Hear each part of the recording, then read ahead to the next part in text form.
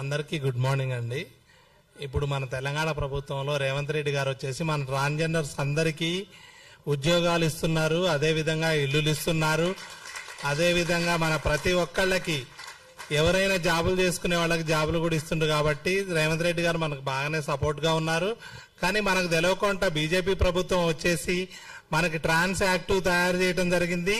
మనల్ని వచ్చేసి మనం అసలు ట్రాన్స్జెండరా కాదా అని ఒక టీంను ఏర్పాటు చేసి కొంతమంది డాక్టర్ని వాళ్ళ ముందు మన బట్టలిప్పి నిలబడమని చెప్తున్నారు.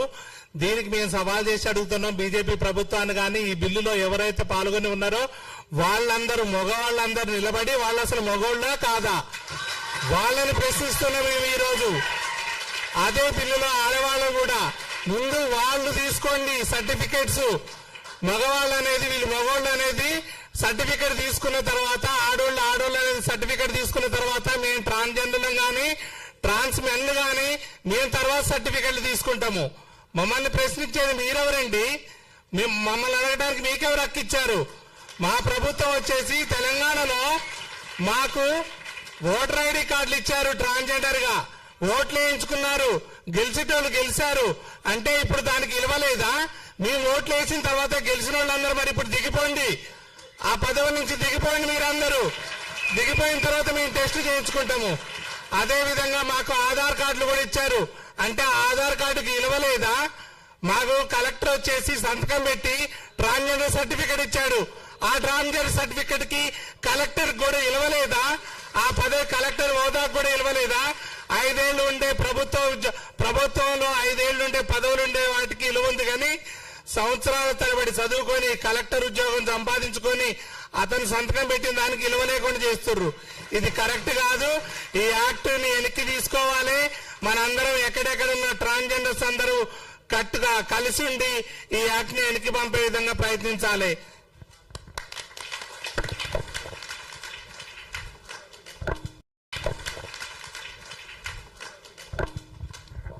నెక్స్ట్ ఆర్తి గారిని మాట్లాడవలసిందిగా కోరుకుంటున్నాను.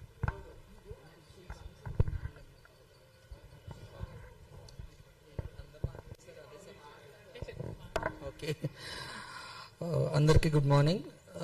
నిజంగా చాలా శోచనీయమైన పరిస్థితులలో మనం ఉన్నాము. ఇందాక నగ్నం గారు చెప్పినట్టు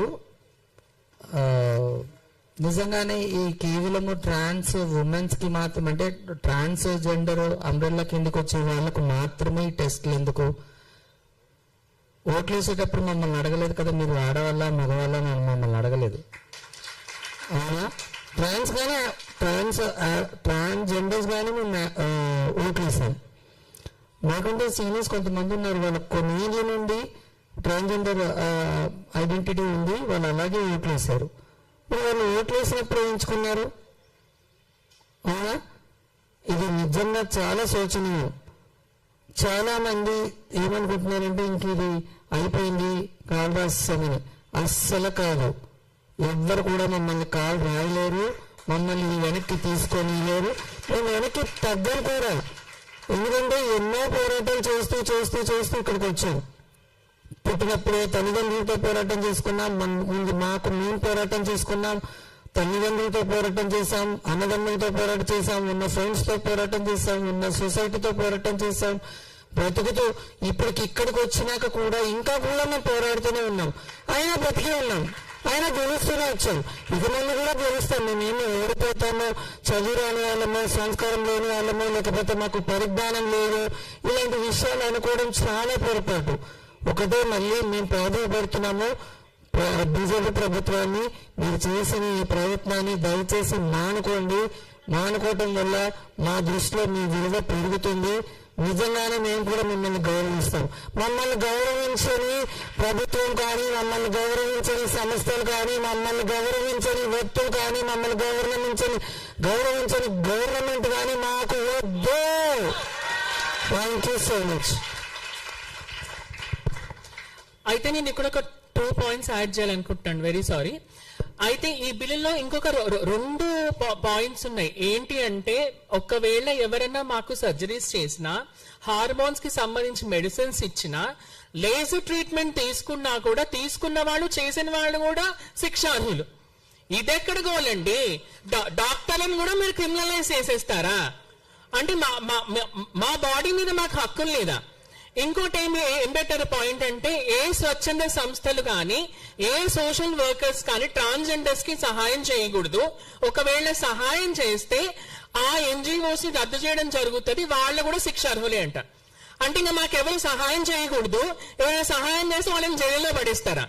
ఇదెక్కడ కొత్త చట్టం, ఇదెక్కడ కొత్త న్యాయం?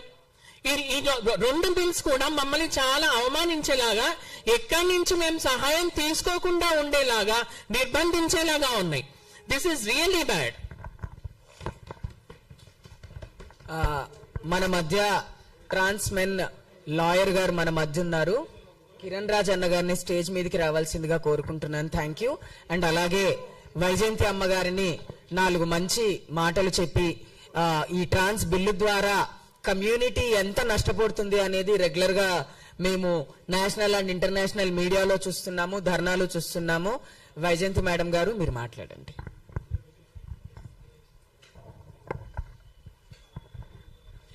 అందరికీ నమస్కారం. ఇంతకు మునుపు మాట్లాడిన వ్యక్తులు వారు చాలా వ్యక్తపరుచుకున్నారు బిల్ గురించి, ఇప్పుడు ప్రస్తుతం అయిన చట్టం గురించి. ఇంకా అది బిల్ కాదు, నిన్నటికి అది చట్టంగా మారిపోయింది. అది కూడా నిన్న అంతర్జాతీయ ట్రాన్స్జెండర్ దృశ్యమానత దినోత్సవం, international transgender day of visibility నాడు బీజేపీ ప్రభుత్వం మనకు ఇచ్చినది కానుక ఇదా? బిల్ గురించి నేను చట్టం గురించి నేను మాట్లాడను, ఎందుకంటే ఇప్పటికే చాలా చర్చించాము. ముందు ఏం చేయగలమో దాని గురించి మనం చాలా కొన్ని రోజులు, ఒక రోజులో కాదు, దయచేసి చట్టాన్ని పరిశీలిస్తూ ఒక్కొక్కరు మీరు దయచేసి చట్టాన్ని తెలుగులో చదవాలి, చట్టంలో ఉన్న సెక్షన్స్ ని చదవాలి. చదువు రాని వారికి దయచేసి చదువొచ్చిన వారు చదివి వినిపించాలి. మునుపటి లాంటి పరిస్థితి కానే కాదు. కొంత భయాందోళనలు ఇప్పుడు ఉంటే తప్ప మనకు భద్రత లేదు. మునుపటి పరిస్థితి కానే కాదు. ఇప్పుడు భయం లేకుండా మనం ప్రవర్తిస్తే మనకే చేటు. కాబట్టి ఈ చట్టం గురించి చదువుకొని ఎలా మనము ఈ చట్ట పరిధిలో నష్టపోకుండా ఈ చట్టాన్ని ఎలా ఎదుర్కోవాలో మనం పరిశీలించాలి. ఇది ఒక్క రోజు చేసే పని కాదు.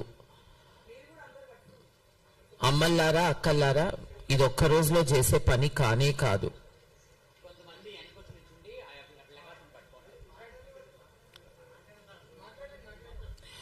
ఇది ఒక్క రోజులో చేసే పని కానే కాదు. కాబట్టి మనము సమావేశాలు పెట్టుకొని, లాయర్లతో సమావేశాలు పెట్టుకొని, ఒక్క మీటింగ్ లో కూడా నెత్తికెక్కదు. ఎందుకంటే మనలో ఎందరో నిరక్షరాస్యులు, అంటే చదువు లేని వారు చాలా మంది ఉన్నారు. కాబట్టి ఒక్క మీటింగ్ లో ఒక్కసారి చెప్తే నెత్తికి ఎక్కనే ఎక్కదు. కాబట్టి కనీసం 5-6 సార్లు, డజన్ సార్లు విని, చదువు వచ్చిన వారు చదివి, చదువు రాని వారు విని దీన్ని అర్థం చేసుకోవడం, ఈ ఉపద్రవం నుంచి, ఈ సంక్షోభం నుంచి, ఈ డేంజర్ ప్రమాదం నుంచి ఎలా తప్పించుకోవాలో, ఎలా కొట్టుమిట్టాడుతూ బ్రతికి బయటపడాలో మనము నేర్చుకోవాలి. ఒకప్పుడు 377, ఒకప్పుడు తెలంగాణ యూనక్స్ యాక్ట్, ఇన్ని 20 ఏండ్లు 25 ఏండ్లు ఒక చంద్రముఖే కావచ్చు, రచనమ్మనే కావచ్చు, ఇంకెందరో పెద్దలు, మనోరమమ్మ అయితే ఎప్పటి నుంచో, మనము లేనప్పటి నుంచి ఎప్పటి నుంచో ఎదుర్కొంటున్నారు. 30-40 ఏండ్ల నుంచి చేసిన పోరాటాన్ని పూర్తిగా శూన్యం చేసిన తరుణం ఏర్పడింది. ఇంతవరకు ముందుకెళ్ళాము అనుకున్నాము, ఇప్పుడు మునుపటి కంటే వెనక్కి వెళ్ళిపోయాము దురదృష్టపరంగా. మళ్ళీ ఇందులో ఏ ఒక్క మంత్రినో లేక ఏ వ్యక్తినో మనము వేలెత్తి చూపరాదు. దయచేసి వీరు చేశారు, ఆ మనిషి చేశారు, ఈ ఎంపీ చేశారు, ఈ మంత్రి చేశారు అని